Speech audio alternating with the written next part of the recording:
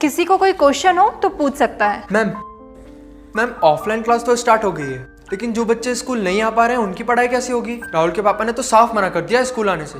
अरे तुम उसकी टेंशन मत लो, वो अभी भी टीचमेंट ऐप के द्वारा हमारे साथ लाइव है। शहर शहर गांव गांव अब टीचर्स ले रहे हाइब्रिड क्लास टीचमेंट के यूनिक फीचर्स के साथ।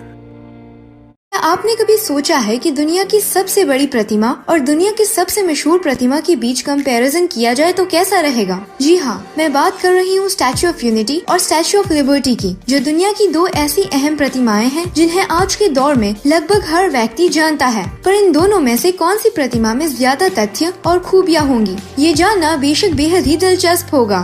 तो आज के इस वीडियो में हम भारत की स्टैच्यू ऑफ यूनिटी को यूनाइटेड स्टेट्स ऑफ अमेरिका की स्टैच्यू ऑफ लिबर्टी से कंपेयर करेंगे। इस वीडियो का पूरा लाभ लेने के लिए आखिर तक जरूर बने रहिए। मैं हूं आपकी होस्ट और दोस्त नताशा और आप देख रहे हैं इंडिया टॉप फैक्ट्स। नंबर 1, अगर बात करें प्रतिमाओं के निर्माण की तो यूनाइटेड स्टेट ऑफ अमेरिका की स्टैच्यू ऑफ लिबर्टी के ज्यादातर पार्ट्स फ्रांस में बनाए गए थे और इस स्टैच्यू के नीचे का हिस्सा यानी पेडेस्टल पूरी तरह से अमेरिका में बना था। वर्तमान में statue of liberty New York city के लिबर्टी आइलैंड पर स्थित है। वहीं स्टैच्यू ऑफ यूनिटी का निर्माण पूरी तरह से हिंदुस्तान के गुजरात में ही हुआ था। आज स्टैच्यू ऑफ यूनिटी गुजरात की केवडिया कॉलोनी में नर्मदा नदी पर स्थित है, जो सरदार सरोवर डैम के करीब है। नंबर 2, हर प्रतिमा को बनाने के पीछे कुछ न कुछ कारण जरूर होते हैं, तो आइए जानते हैं इन दोनों प्रतिमाओं के निर्माण का कारण। स्टैच्यू ऑफ लिबर्टी फ्रांस में बनाई गई थी। ये स्टैच्यू फ्रांस के लोगों की तरफ से अमेरिकन को तोहफे के तौर पर दिया गया था। ये स्टैच्यू अमेरिका के independence, freedom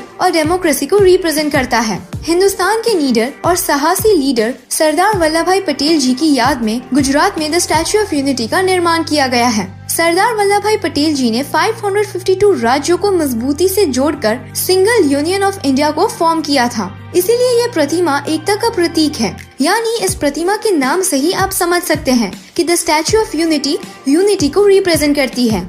number 3, statue of liberty की कंस्ट्रक्शन की शुरुआत फ्रांस में साल 1876 में हुई थी, जिसके बाद साल 1884 में इसका कंस्ट्रक्शन कंप्लीट कर दिया गया और 1885 में इसे अमेरिका को गिफ्ट किया गया। इस प्रतिमा को रोमन गॉडेस ऑफ फ्रीडम से प्रेरणा लेते हुए बनाया गया था। पैरों से लेकर हाथ में पकड़ी टॉर्च तक इस स्टैच्यू की लंबाई 154 फीट है और जमीन से अगर पूरे स्टैच्यू की लंबाई देखी जाए तो ये 305 फीट लंबी यानी 22 मंजिल की इमारत जितनी है। इस स्टैच्यू का वजन 225 टन है और इसे स्टील और कॉपर से बनाया गया है, यानी ये प्रतिमा तांबे से बनाई गई है। वहीं स्टैच्यू ऑफ यूनिटी की ऊंचाई जमीन के ऊपर 790 फीट है, जो इसे दुनिया की सबसे विशाल और लंबी प्रतिमा बनाती है।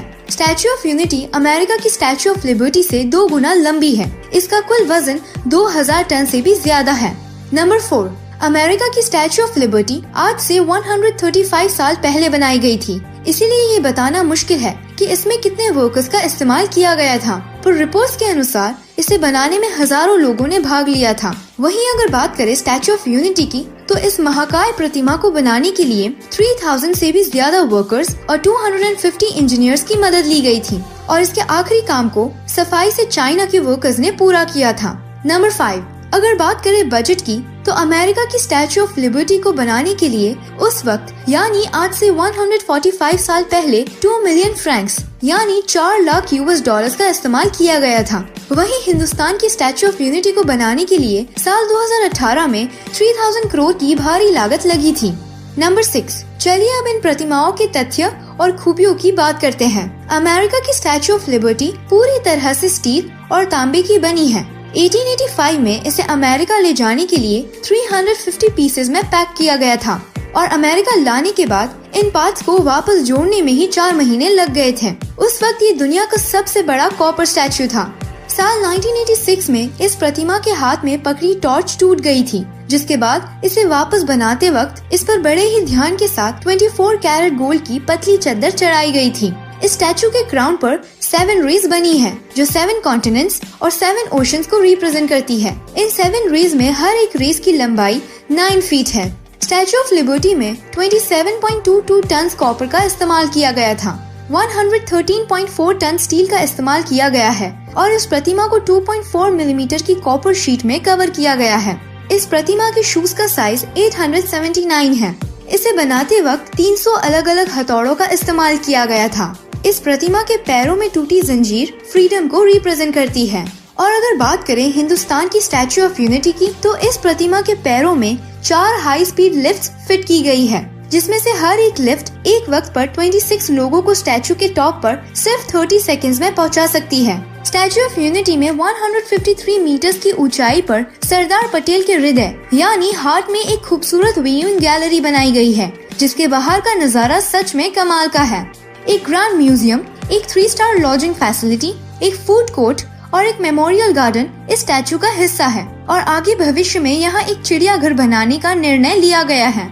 इस प्रतिमा को तैयार करने के लिए खूब सारे लोहे की जरूरत थी, इसीलिए लोहा दान कैंपेन चलाकर पूरे देश के कोने कोने से लोहा दान में जमा कर उसे पिघलाकर इस प्रतिमा में इस्तेमाल किया गया। इस स्टैच्यू को बनाने से पहले 3 और स्टैच्यू बनाए गए थे, जिनकी साइज 3 फीट, 18 फीट और 30 फीट थी। जब ये सारे स्टैचूज कामयाबी से बने, तब 700 फीट की इस विशाल प्रतिमा को बनाने का फैसला लिया गया। 15 महीने की प्लानिंग और 40 महीने की कंटिन्यूस कंस्ट्रक्शन के बाद इस प्रतिमा को सफलतापूर्वक बना दिया गया। इस स्टैचू को बनाने के लिए 6,500 ton structural steel, 18,500 ton thicken steel और 2 करोड़ 25 लाख किलोग्राम सीमेंट की आवश्यकता पड़ी।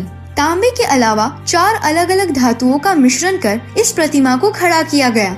नंबर 7, अगर टूरिज्म की बात करें तो अमेरिका की स्टैच्यू ऑफ लिबर्टी में हर रोज एवरेज 10,000 से 14,000 के बीच टूरिस्ट आते हैं, पर स्टैच्यू ऑफ यूनिटी ने 2019 एक दिन में 15,036 टूरिस्ट की गिनती जमा कर स्टैच्यू ऑफ लिबर्टी को पीछे छोड़ दिया।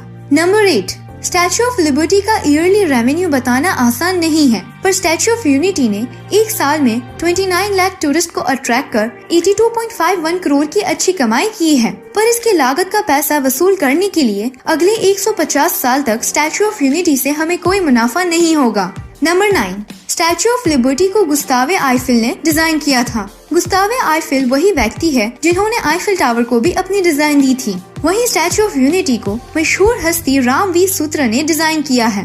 नंबर 10, स्टैच्यू ऑफ लिबर्टी पर हर साल 300 से ज्यादा बार बिजली गिरती है, पर ये आज भी पिछले 140 साल से मजबूती से खड़ी है और वैज्ञानिकों के अनुसार ये अगले हजारों सालों तक टिकी रहेगी।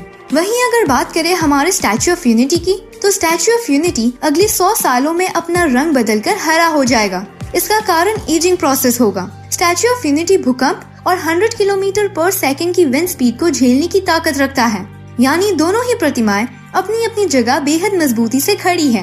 नंबर 11, स्टैच्यू ऑफ लिबर्टी 7 अजूबों में से एक रह चुकी है। इसे साल 1984 में यूनेस्को के द्वारा वर्ल्ड हेरिटेज साइट घोषित किया गया था। इसे यूएस नेशनल मॉन्यूमेंट और यूएस नेशनल हिस्टोरिक प्लेस का खिताब मिला है। वहीं स्टैच्यू ऑफ यूनिटी को शंघाई कोऑपरेशन ऑर्गेनाइजेशन के द्वारा 8 वंडर्स ऑफ SCO की लिस्ट में शामिल किया गया है, पर अभी ये ऑफिशियल वंडर नहीं बना। पर स्टैच्यू ऑफ यूनिटी बेशक दुनिया की सबसे विशाल प्रतिमा होने का खिताब जीत चुकी है। स्टैच्यू ऑफ लिबर्टी की तरह वर्ल्ड हेरिटेज बनने के लिए अभी इस स्टैच्यू को 100 सालों तक वक्त में जमे रहना होगा।